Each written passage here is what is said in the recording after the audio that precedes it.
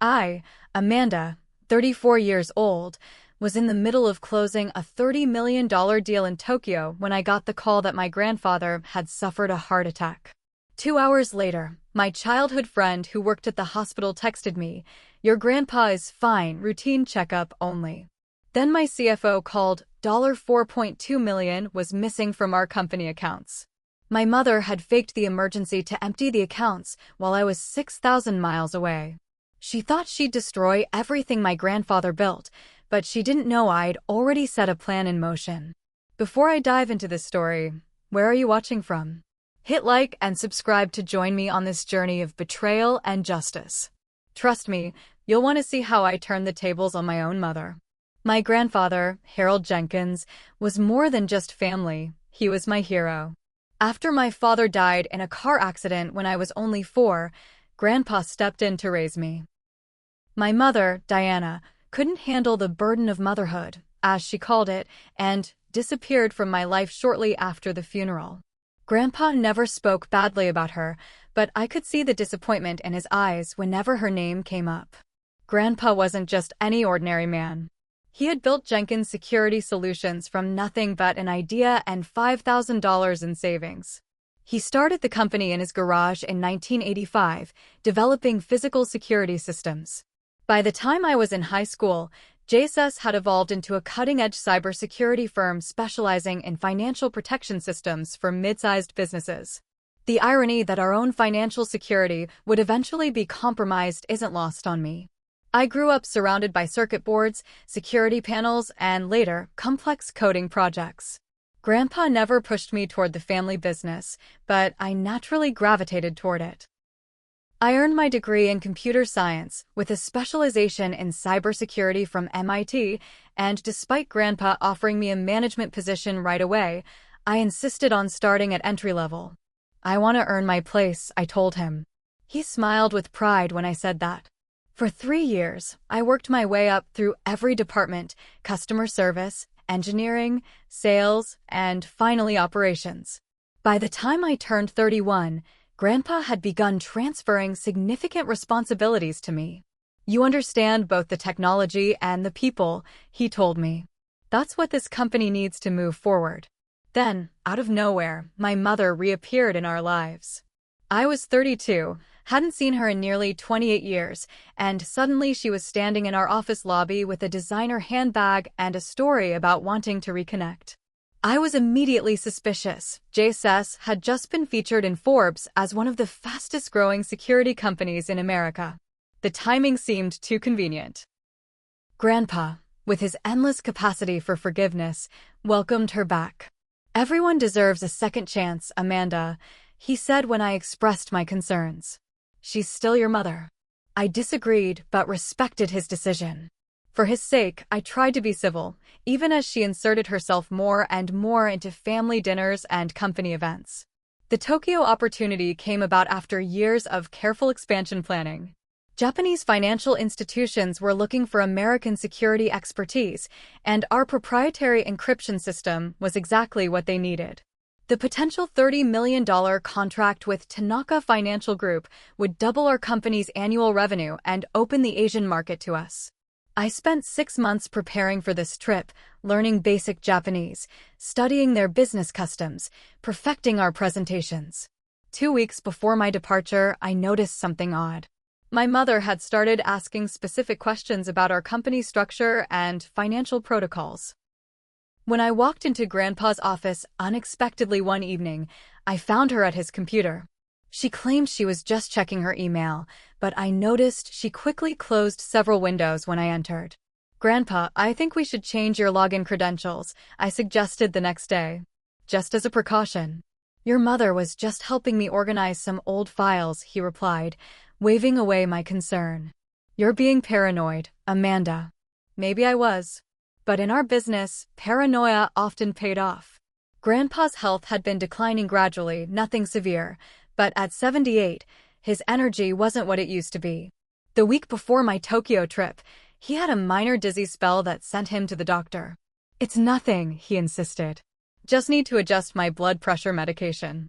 You focus on Tokyo." I hesitated, but the preliminary meetings had already begun via video conference. The Tanaka team had specifically requested my presence for the final negotiations. Walking away now would likely kill the deal. I'll be fine, Grandpa assured me. Diana's here to help if I need anything. Those words would come back to haunt me. Before leaving for Tokyo, I did one thing that proved crucial. I updated our emergency protocol. JSS had a special contingency plan that allowed for rapid fund transfers in case of security breaches or business emergencies. Only 3 people had access: Grandpa, myself, and our Chief Financial Officer, Robert Wilson.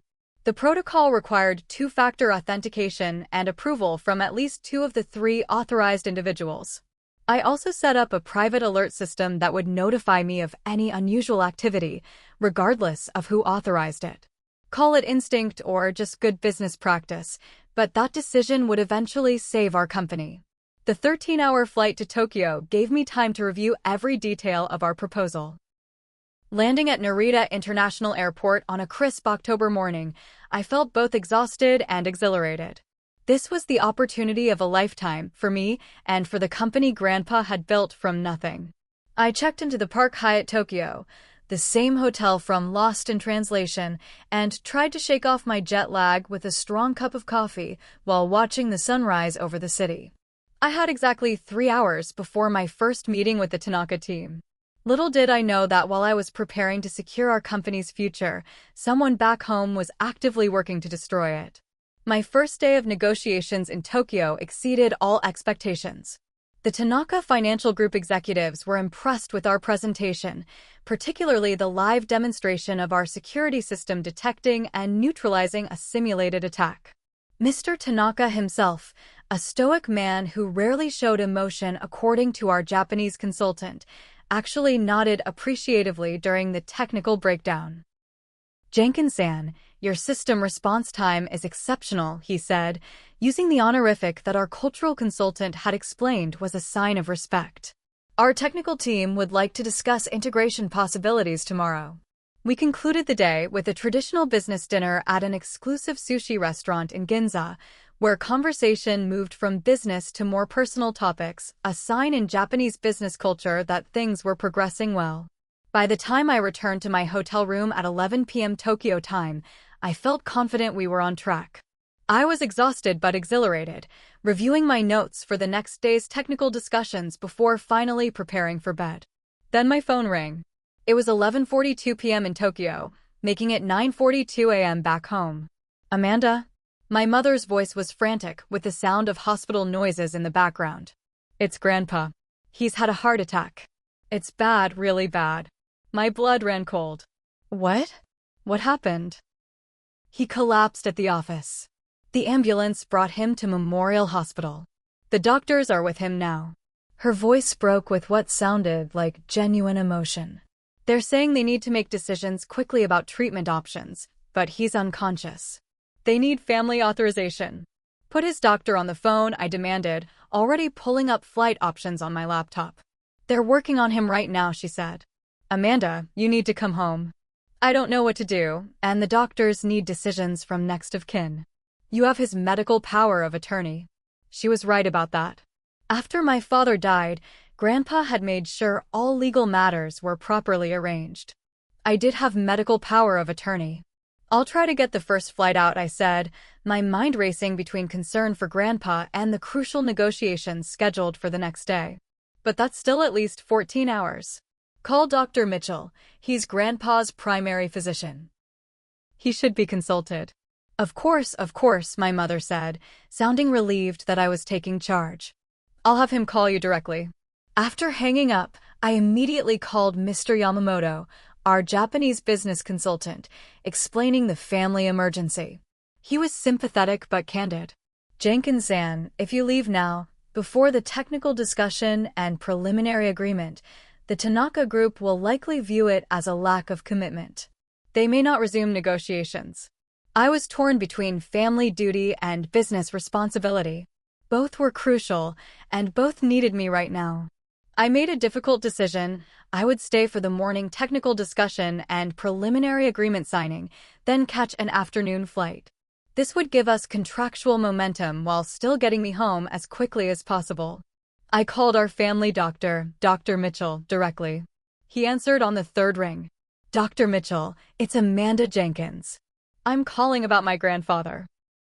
Yes, I heard he was admitted. They paged me about an hour ago, he said, but something in his tone seemed off. How serious is it? Mom said it was a heart attack. Well, they're running tests now. I'm actually heading to the hospital to see him myself. He paused. Did they confirm it was cardiac? His question sent a flicker of doubt through my mind. That's what my mother told me. She said it was serious and decisions needed to be made. Let me examine him and call you back, Dr. Mitchell said, his voice now holding a note of confusion that matched my growing unease. I spent the night alternating between preparing for the morning's technical presentation and waiting for updates. Dr. Mitchell never called back, which I assumed meant he was busy with Grandpa's treatment. I managed perhaps 2 hours of restless sleep before my 6 a.m. alarm. Despite my exhaustion and worry, the technical meeting went remarkably well. Our chief engineer, joining via video conference, answered all the detailed questions from Tanaka's security team. By noon Tokyo time, we had a handshake agreement and were preparing the preliminary paperwork. That's when my phone buzzed with a text message from Sarah Chin, my childhood friend who worked as a nurse at Memorial Hospital. Amanda, something weird is going on. Your grandpa is here for routine tests, not emergency. He's alert and fine. No heart issues detected. Why did your mom tell everyone it was an emergency? I stared at the message in confusion, then growing alarm. I immediately tried calling Grandpa's cell phone but got no answer. Then I called the hospital directly and asked to be connected to his room. Mr. Jenkins is currently having a stress test, the receptionist told me. He won't be available for another 30 minutes. A stress test? Not emergency cardiac care. No, ma'am. He was admitted for scheduled tests this morning. Routine procedure. As this information was sinking in, another call came through. Robert Wilson, our CFO. Amanda, we have a situation. His normally calm voice was tense. Someone attempted to initiate the emergency protocol transfers. The system flagged it because the authentication pattern was unusual. My stomach dropped. Was it Grandpa's credentials? Yes, but the biometric timing was off. You know how we built in that keystroke rhythm authentication? The pattern didn't match his usual typing cadence. The primary transfer went through, but the secondary transfers were automatically held for additional verification. How much? I asked, already dreading the answer. $4.2 million from our main operating account. Transferred to an account we don't recognize. The room seemed to spin around me. My mother had faked a medical emergency to get me out of the way while she plundered the company accounts. And I had nearly fallen for it. Lock everything down, I ordered. Freeze all accounts, revoke all access credentials except yours and mine, and contact our banking partners directly. I quickly excused myself from the Tanaka meeting, explaining that a security situation at my company required immediate attention. Mr. Tanaka looked concerned, but nodded respectfully. Back in my hotel room, I accessed our security system remotely and began damage control. The private alert system I'd set up before leaving had captured screenshots of the access attempts, all from Grandpa's office computer, all at times when Sarah had confirmed he was at the hospital. I called Sarah back. Is my mother there at the hospital? No, she dropped your grandpa off this morning and said she had errands to run. She seemed in a hurry. Of course she was. She was busy stealing everything my grandfather had spent his life building. I managed to lock down the remaining accounts remotely, but the $4.2 million that had already been transferred was beyond immediate reach. Tracing the transfer showed it had already been moved again, split into multiple smaller transfers to different accounts. My mother had planned this meticulously, waiting for me to be literally on the other side of the world before making her move. The betrayal cut deep, not just of me, but of Grandpa who had welcomed her back with open arms. I booked the next flight to San Francisco, but it wouldn't leave until morning. That meant at least 24 more hours before I could be home to deal with this crisis face to face. In the meantime, I had a company to save, a grandfather to protect, and a mother to stop before she could disappear with the money that represented not just our business capital, but the legacy of a man who had given everything to build something meaningful. The 15 hours between discovering the theft and boarding my flight home were the most intense of my professional life. From my Tokyo hotel room, I orchestrated a comprehensive crisis response, running on adrenaline and room service coffee. First, I assembled an emergency conference call with our security team back in San Francisco. This is a Level 1 security breach, I told them, using our company's highest alert designation. We need full forensic tracking on those transfers.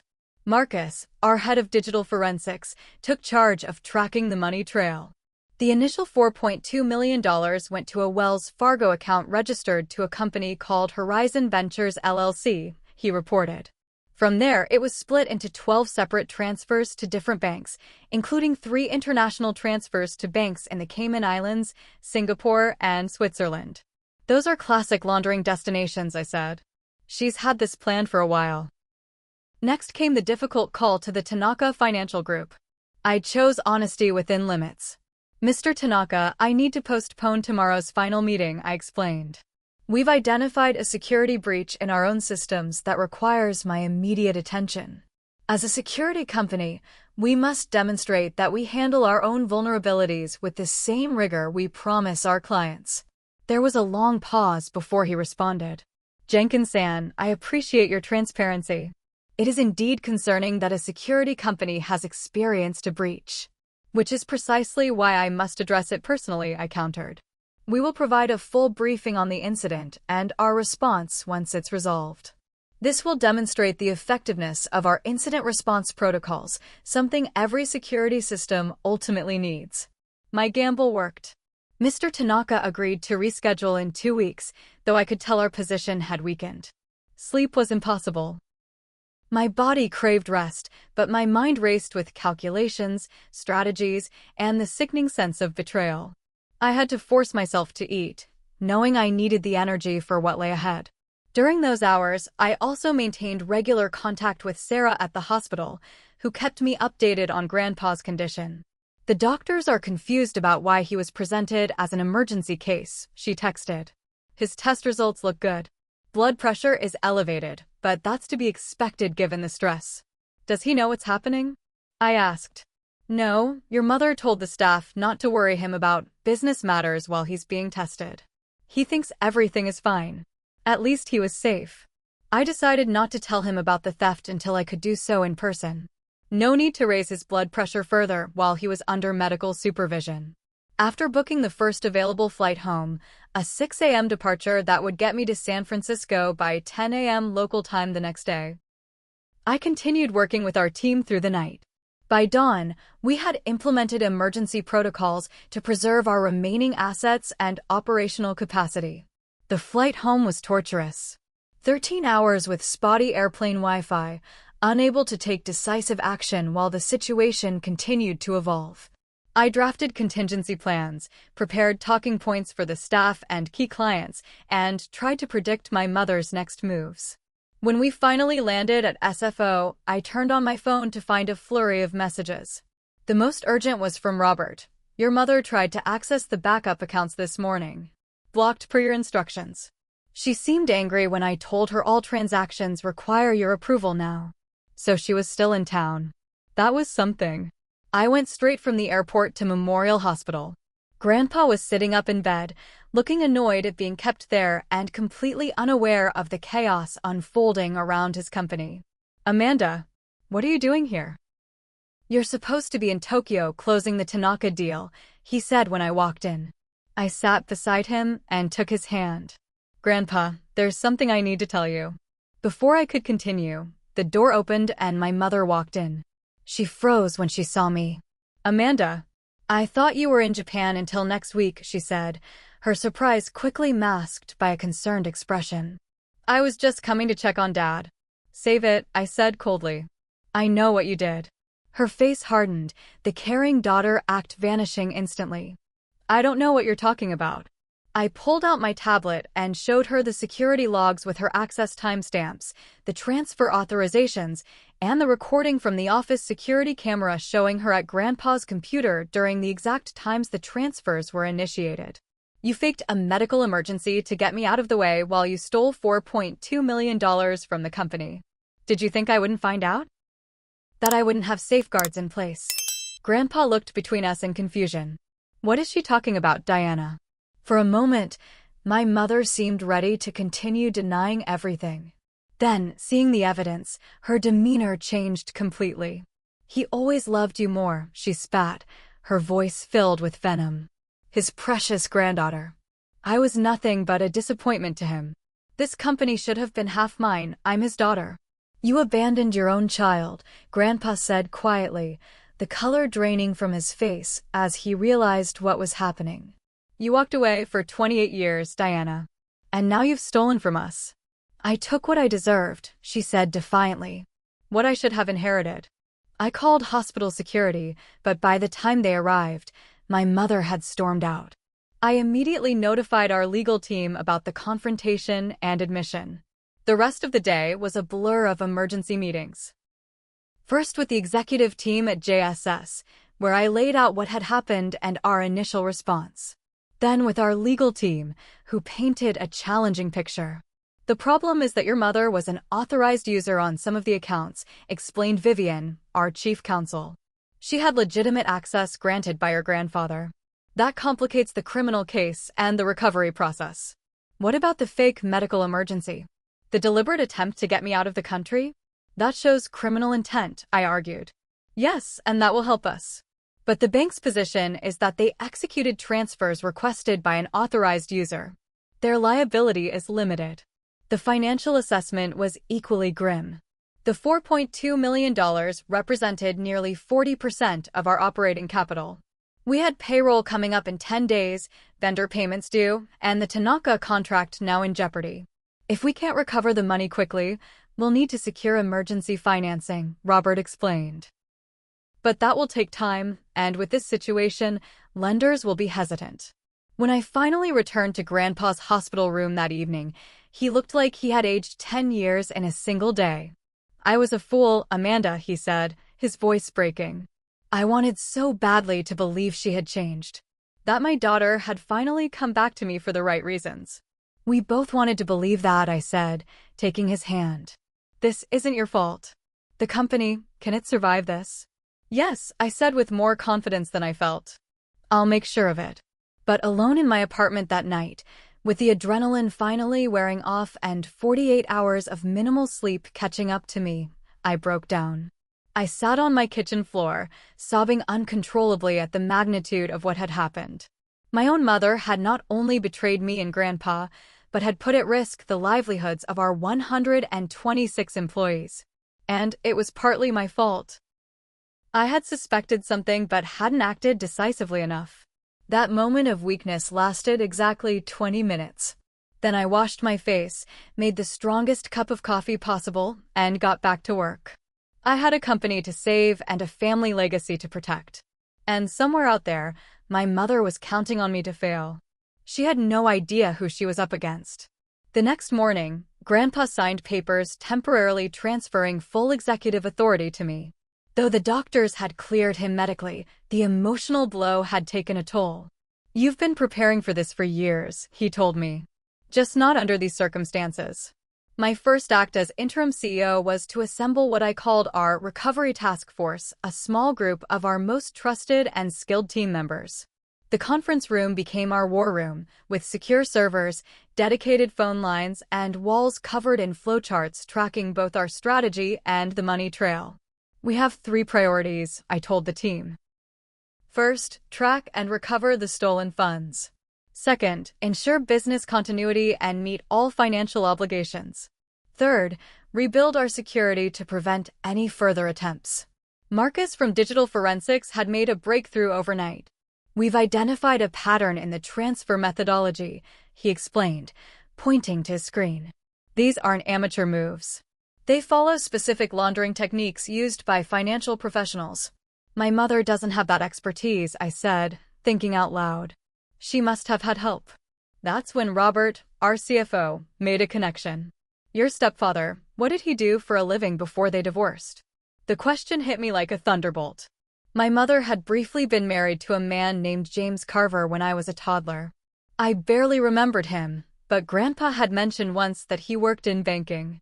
He was in financial services, I recalled. Could he be involved? A quick background check confirmed our suspicion. James Carver now worked as a consultant for high-net-worth individuals on asset protection strategies, often a euphemism for hiding money from taxes or legal judgments.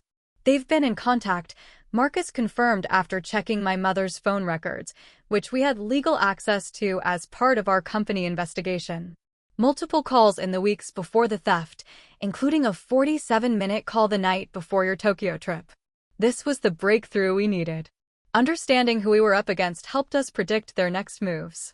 James would know all the standard techniques for hiding money, but he'd also know the standard techniques for tracking it. We needed to be smarter.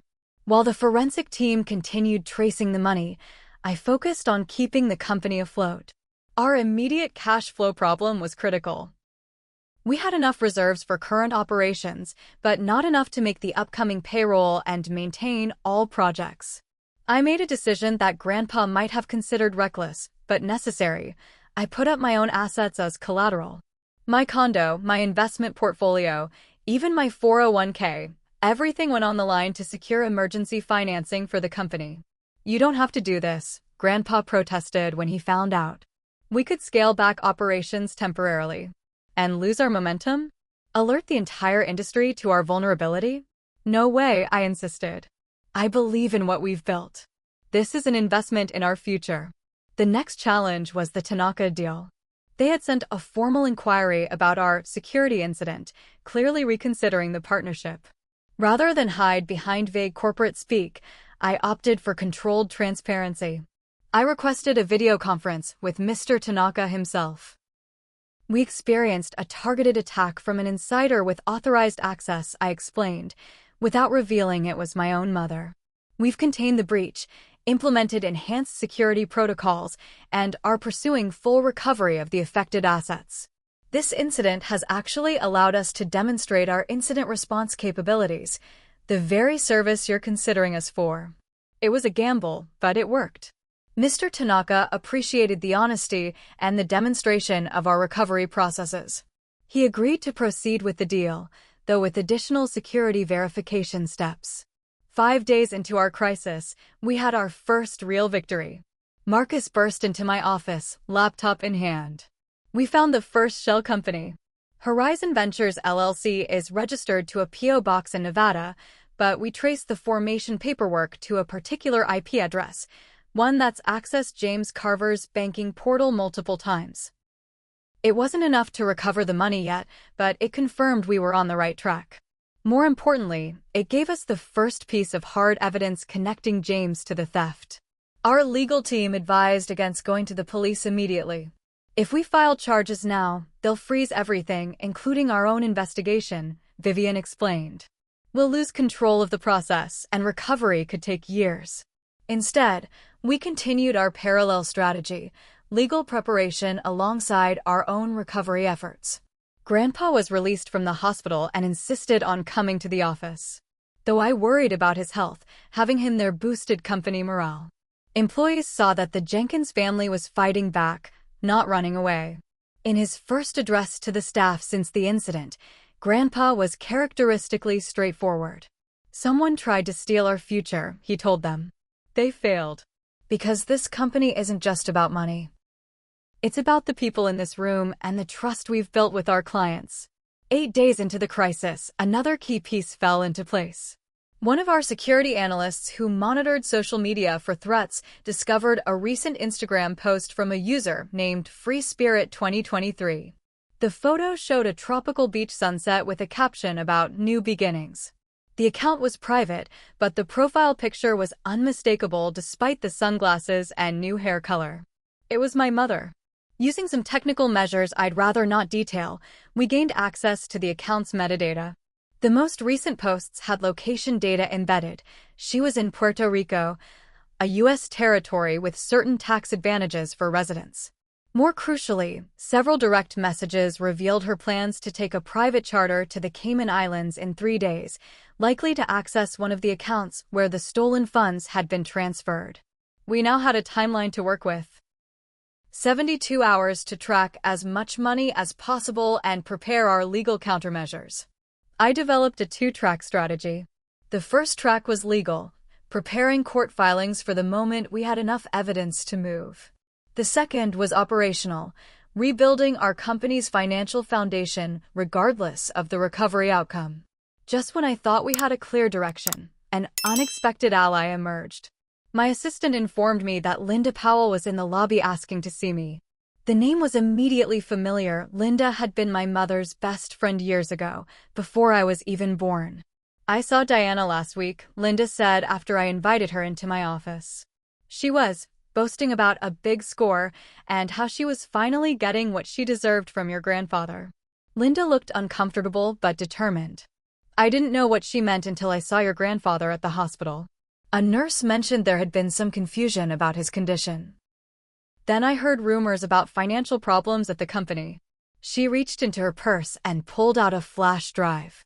"Diana asked me to hold this for her. Said it was insurance. I didn't look at what's on it, but I think you should have it." The flash drive contained what we later confirmed were copies of communications between my mother and James, discussing their plan in detail.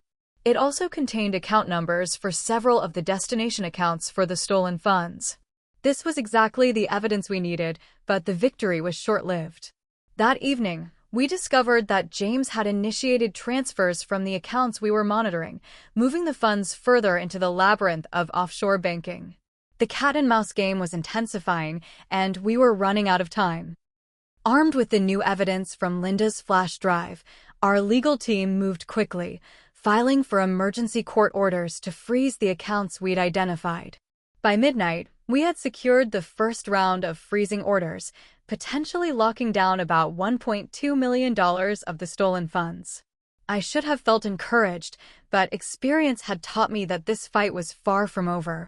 My instincts proved correct when I arrived at the office the next morning to find Robert waiting with grim news.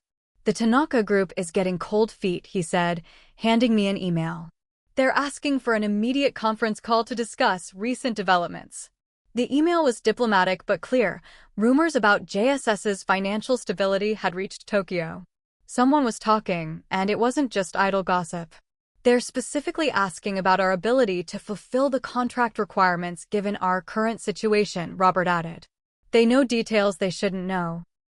The Tanaka call was tense but manageable. I provided enough reassurance to keep them from canceling outright, but they requested a 1-week postponement of the final contract signing, time we desperately needed anyway, but also time during which they could be courted by competitors. No sooner had I ended that call when Marcus knocked on my door. "We've got journalists calling." Someone tipped off the San Francisco Business Chronicle about financial irregularities at JSS. The press leak was clearly strategic, designed to destabilize us further by frightening clients and partners. I authorized our communications team to issue a statement acknowledging an investigation into unauthorized account access, but emphasizing that operations continued normally. By mid-afternoon, the external pressure was compounded by internal strain. Department heads reported that staff were growing anxious, picking up on the unusual activities and closed-door meetings. "The engineering team is getting LinkedIn messages from recruiters at Sentinel Security," our HR director informed me. "They're specifically targeting our top talent with offers 20% above market rate." Sentinel was our biggest competitor, known for aggressive tactics. The timing was too perfect to be coincidental. I called an all-hands meeting for 4 p.m., knowing transparency, within limits, was our best defense against internal collapse. "Yes, we're facing a challenge," I told our assembled staff. "A significant unauthorized transfer was made from our accounts last week. We've identified the responsible parties and are in the process of recovery."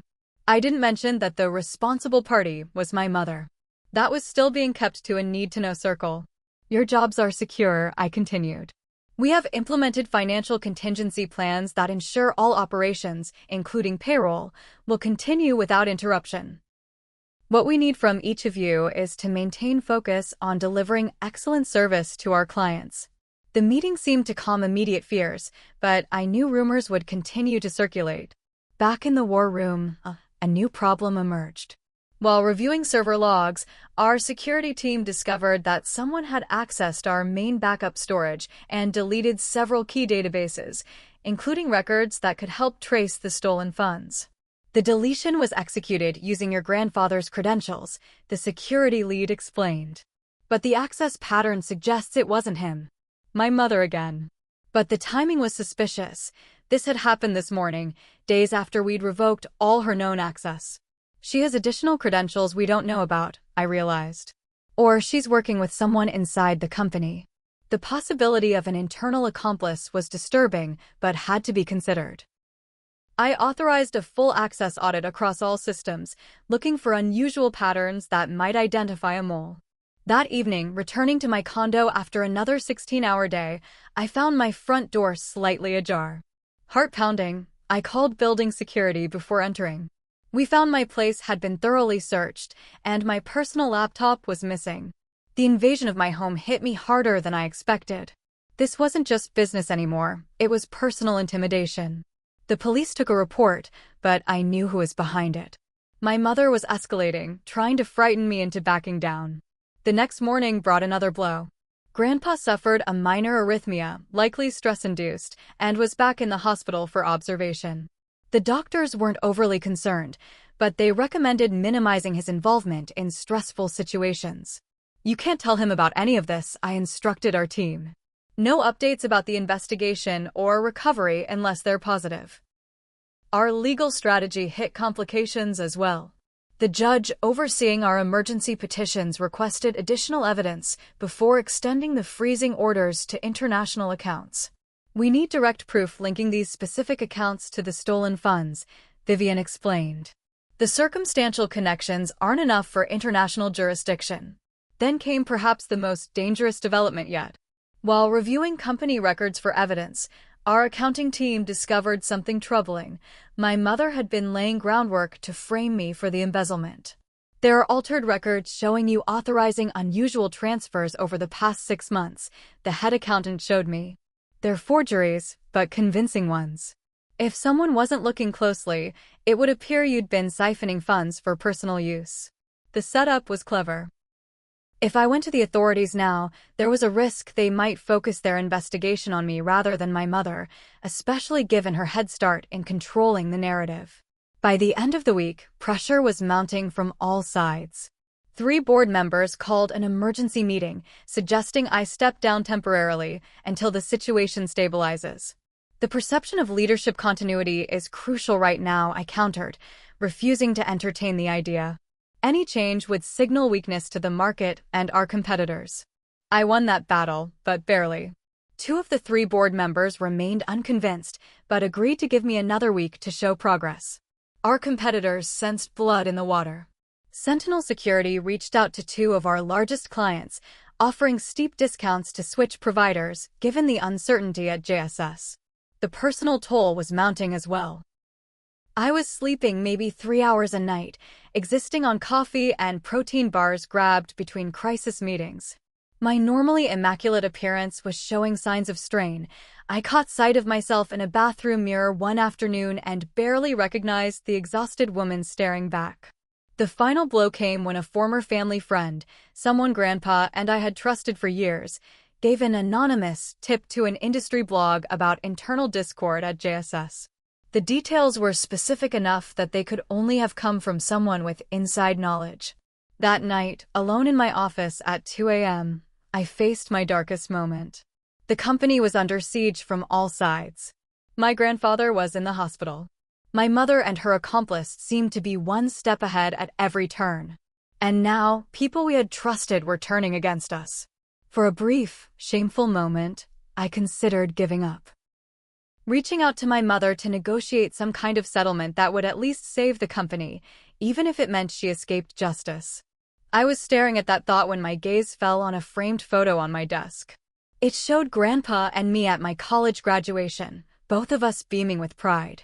He had sacrificed so much to raise me, to build this company, to create something meaningful. I straightened my shoulders and got back to work. This wasn't just about money anymore. It was about legacy, justice, and showing the world and myself what Jenkinses were made of. The path forward wasn't clear yet, but I knew one thing with absolute certainty. I wasn't going to let my mother win. I woke up on my office couch just after 6 a.m., my mind unusually clear despite the minimal sleep. Something had been nagging at me subconsciously, and in that liminal state between sleep and wakefulness, it suddenly crystallized. We'd been approaching this all wrong. I called an emergency meeting of our core team for 7:30 a.m., using the early hour to ensure privacy. When they assembled, bleary-eyed but committed, I laid out my realization. We've been chasing the money, but the money isn't the real vulnerability in their plan, I explained. It's my mother herself. She's not a financial expert. She's relying entirely on James for the technical aspects of this theft. Marcus caught on immediately. So if we can create doubt between them. Exactly. Their partnership is the weak link. And there's something else. My mother has always had one critical weakness: impatience. She wants quick results and gets careless when frustrated. This insight led to a complete strategy overhaul. Rather than trying to track and freeze every account in their laundering chain, a nearly impossible task given international banking limitations, we would focus on disrupting their partnership and forcing mistakes. Midway through our strategic session, I received an unexpected call from Grandpa, who had been released from the hospital again. "I need to show you something," he said. "Something I should have shown you years ago." At his house that afternoon, Grandpa unlocked a hidden wall safe I hadn't known existed and removed a folder of old documents. "When your mother left after your father died, it wasn't just about being unable to handle motherhood," he explained, his voice heavy with old pain. "She tried to take control of your father's life insurance money that was designated for your future." The documents detailed a legal battle I'd never known about, my grandfather fighting to protect my inheritance from my mother's attempts to claim it for herself. She's done this before, I realized. This isn't a new behavior. No, it's not. And there's something else you should know. The original company, before it became JSS, was co-founded by your father and me. When he died, your mother tried to claim his share despite having no knowledge or interest in the business.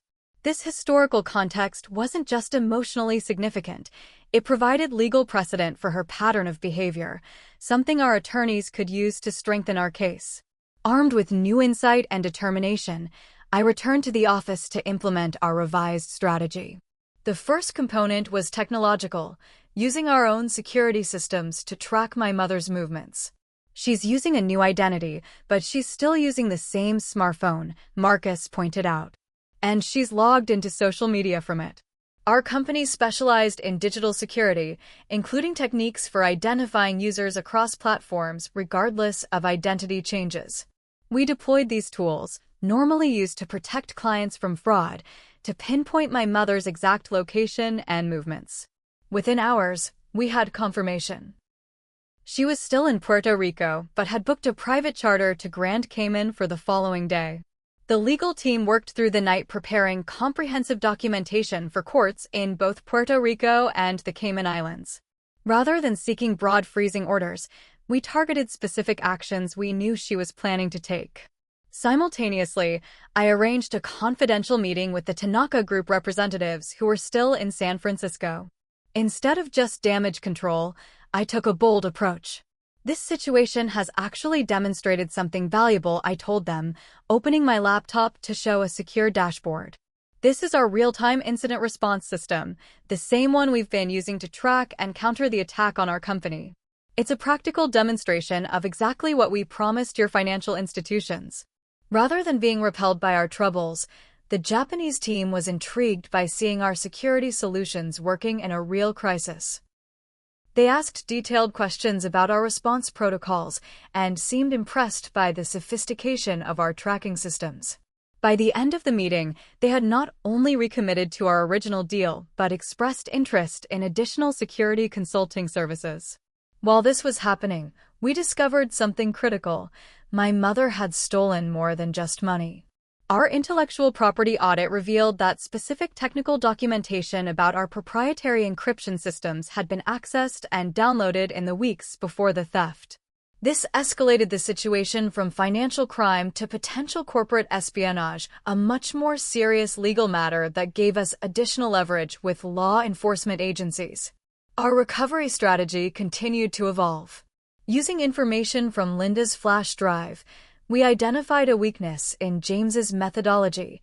He repeatedly used variations of the same shell company structures across different clients. This pattern recognition allowed us to predict likely destinations for the remaining funds. I made a risky but calculated decision to confront James directly, not in person, but through a carefully crafted email. We've identified all 14 shell companies in your network, including the 3 you haven't yet utilized for this operation. The FBI's Financial Crimes Unit has been provided with complete documentation. As the technical implementer of this scheme, you face significantly higher penalties than my mother. She's the client. You're the expert who facilitated the crime. It was a bluff, but a credible one based on the patterns we'd identified. The goal wasn't just to frighten him, but to plant seeds of doubt about my mother's reliability as a partner. I included just enough specific details about accounts and transfers to demonstrate our knowledge without revealing exactly how much we'd discovered. The gambit worked better than I could have hoped. Within hours of sending the email, James called our legal team, asking to discuss possible resolution options. He's willing to provide full documentation of the transfer chain in exchange for consideration in any criminal proceedings, Vivian reported after the call.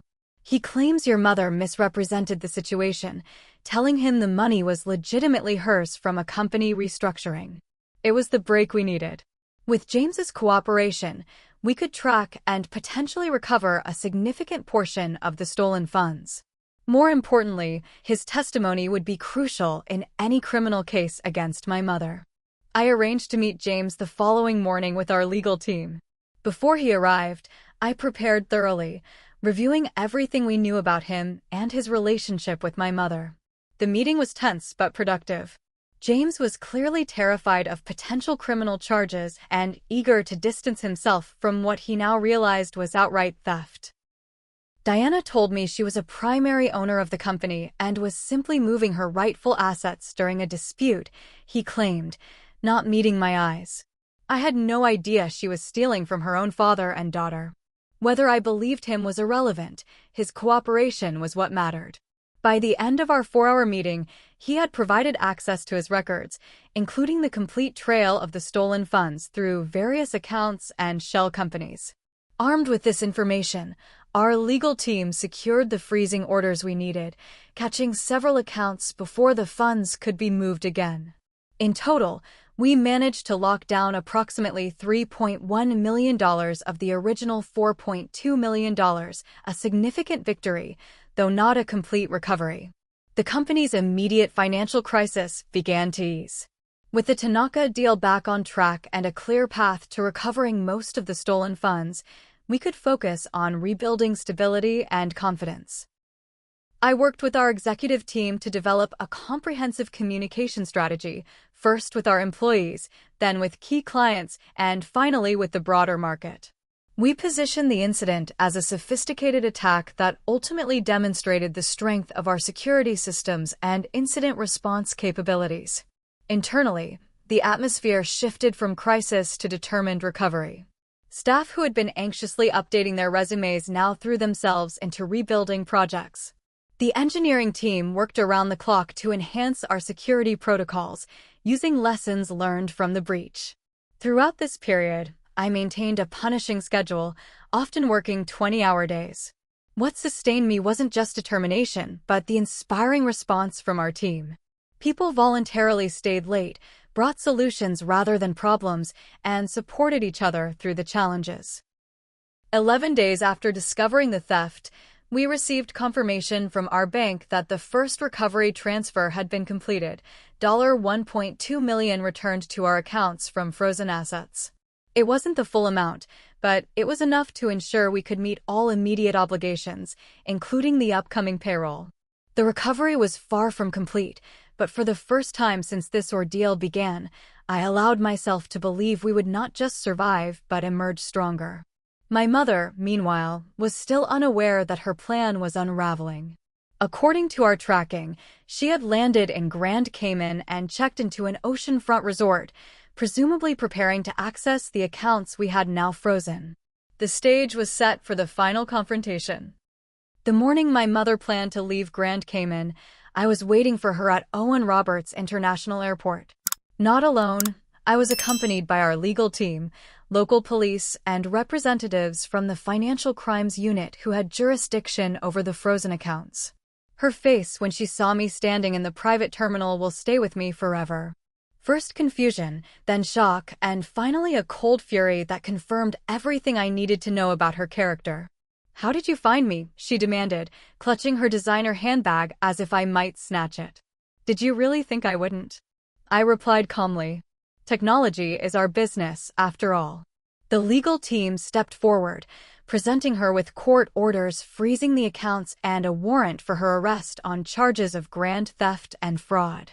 "This is absurd," she sputtered, looking around desperately for an escape route. "That money is rightfully mine.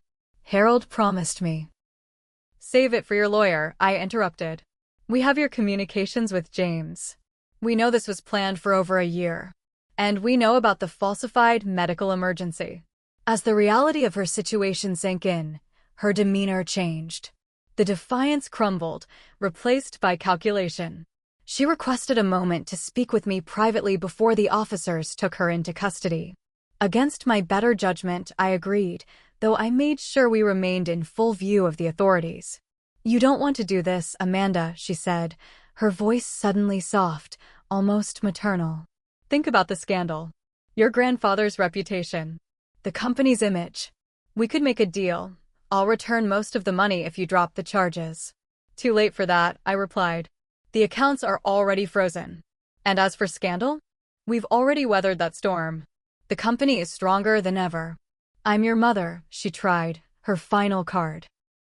A mother doesn't abandon her child for 28 years and then try to destroy everything that child has worked for, I said, surprising myself with how little emotion I felt.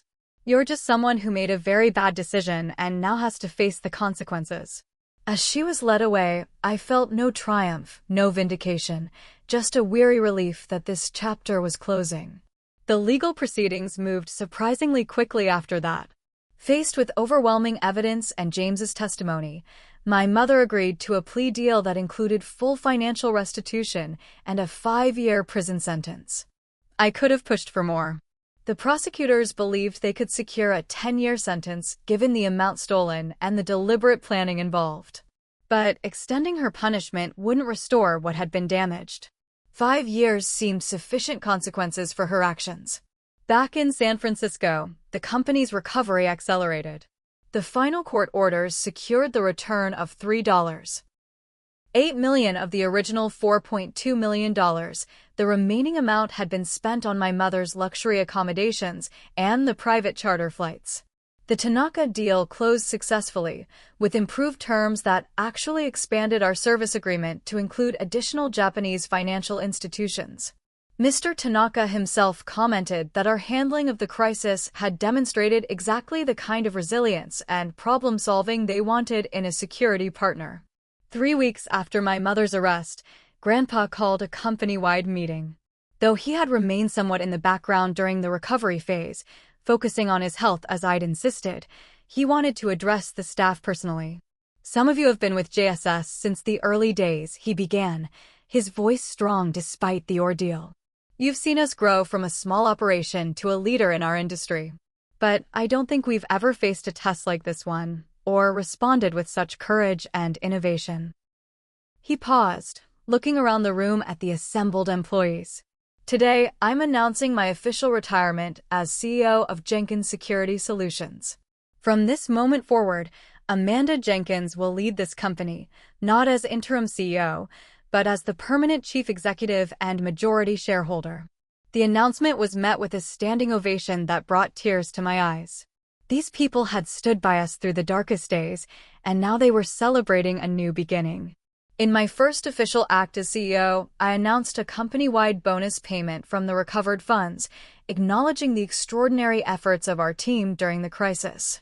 I also implemented a profit-sharing program for all employees, something Grandpa and I had discussed for years, but never quite gotten around to implementing. This company isn't just about security systems or client contracts, I told them. It's about people who believe in protecting what matters. You protected this company when it was under attack.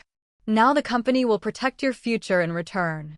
The months that followed brought significant changes.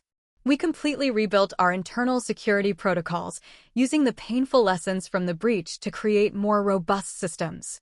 Ironically, this experience became a powerful case study that we now use with clients, demonstrating real-world incident response.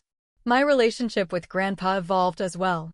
Though he had stepped back from day-to-day operations, he remained my most trusted advisor. Our Sunday dinners became a cherished tradition, a time to discuss both business and the more personal lessons from our ordeal. I still struggle with it sometimes, he admitted one evening. Not just Diana's betrayal, but wondering where I went wrong as a father. You didn't, I assured him. Some people make their own choices regardless of how they're raised or what opportunities they're given. But you got it right the second time around. He smiled at that, understanding my meaning, that in raising me, he had created a legacy far more valuable than any company. 6 months after the crisis, JSS's valuation had increased by 22% above our pre-theft levels. The Tanaka contract had opened doors throughout the Asian market, and our enhanced security offerings, developed in response to our own experience, were attracting clients who had previously worked with much larger firms. On the anniversary of my Tokyo trip, I moved into a new office, the one that had been Grandpa's for so many years. As I arranged my things, I placed his photo prominently on the desk, a reminder of where we'd started and how far we'd come. My mother still writes occasionally from prison. I read the letters but rarely respond. Perhaps someday there will be room for some kind of relationship, but that bridge, if it ever gets built, is far in the future. What I know now with absolute certainty is that a company built on integrity can withstand even the most personal betrayals. And that when faced with seemingly impossible challenges, the strength of your team and the clarity of your purpose matter more than any amount of money. If you're facing your own betrayal or seemingly impossible situation right now, remember that the darkest moments often reveal strengths you never knew you had. Sometimes you have to lose almost everything to discover what can never be taken from you. What's the most challenging betrayal you've ever faced? I'd love to hear your stories in the comments. If this journey resonated with you, please like, subscribe, and share with someone who might need to hear that recovery is possible even after the deepest betrayal. Thank you for coming along on this difficult, but ultimately triumphant chapter of my life. Remember, it's not about how hard you fall, it's about how determinedly you rise.